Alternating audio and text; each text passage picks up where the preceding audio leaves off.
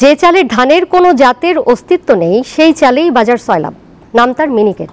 মোটা চাল মেশিনে কেটে ছেটে তৈরি হয় এটি। এ ধরনের চালের পুষ্টিগুণ নিয়ে উদ্বিগ্ন বিশেষজ্ঞরা। তারা বলছেন দীর্ঘদিন ধরে ভোক্তারা প্রতারিত হচ্ছেন। মিনিকেট চাল বাজারজাত বন্ধে সরকার বিভিন্ন উদ্যোগ নিলেও এর বাস্তবায়ন নেই বলে অভিযোগ তাদের।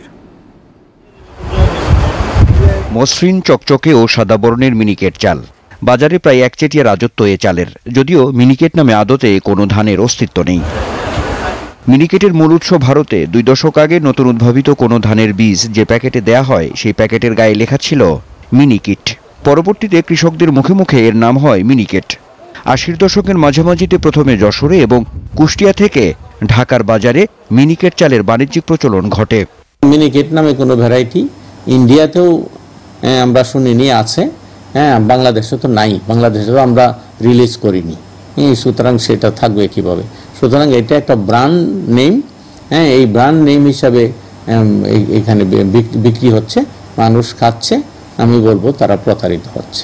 বাংলাদেশ ধান গবেষণা ইনস্টিটিউটের তথ্য মতে দেশে পাহাড় থেকে সমতল অঞ্চলে আউশ, আমন, বুরু সহ সব মিলিয়ে প্রায় 3000-এর বেশি জাতের ধান আবাদ হয়। খাদ্য মন্ত্রণালয়ের তথ্য বলছে দেশে বছরে চাল উৎপাদন হয় প্রায় 3,80,00,000 মেট্রিক টন, যার বেশিরভাগই বাজারে মিনিকেট নামে বিক্রি হয়। একই সঙ্গে চালের দাম নিয়েও চালবাজির সুযোগ তৈরি হয়েছে। 48-50 টাকা কেজির মোটা চাল মেশিনে ছেটে পলিশ করে মিনিকেট নামে প্যাকেটে উঠলেই তার দাম হয়ে যাচ্ছে 70-75 টাকা কেজি। একই সঙ্গে যে চালে রয়েছে মারাত্মক স্বাস্থ্য ঝুঁকি। মিনিকেট এটা তারা করে কারণ এখানে দাম বেশি পায়, মানুষকে ধোঁকা দেয় এবং বেশি মুনাফা করে। এমনিই তো প্রায় 70%-এর বেশি কার্বোহাইড্রেট, ওখানে গ্লাইসেমিক ইন্ডেক্স যেটা বলে চাউলের 70%-এর বেশি। তো ওই বাইরের এটা যদি ফেলে দেয় তাহলে তো পার্সেন্ট এখানে আরও বেড়ে যাবে।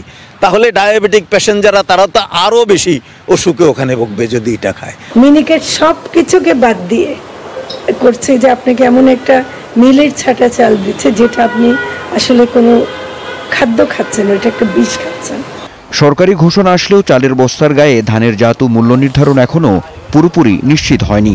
আইন করে মিনিকেট চালের বাজারজাত বন্ধেরও নেই জোরালো উদ্যোগ। বিভিন্ন জাতের ধানের চাল মেশিনের মাধ্যমে কেটে কুটে ছেটে তৈরি করা হয় এই মিনিকেট চাল। বিশেষজ্ঞরা বলছেন এই চালের ভাত দীর্ঘমেয়াদী খেতে থাকলে একটা সময় জাতিগতভাবেই স্বাস্থ্য ঝুঁকির আশঙ্কা রয়েছে। আনোয়ার হোসেন, দীপ্ত সংবাদ, ঢাকা।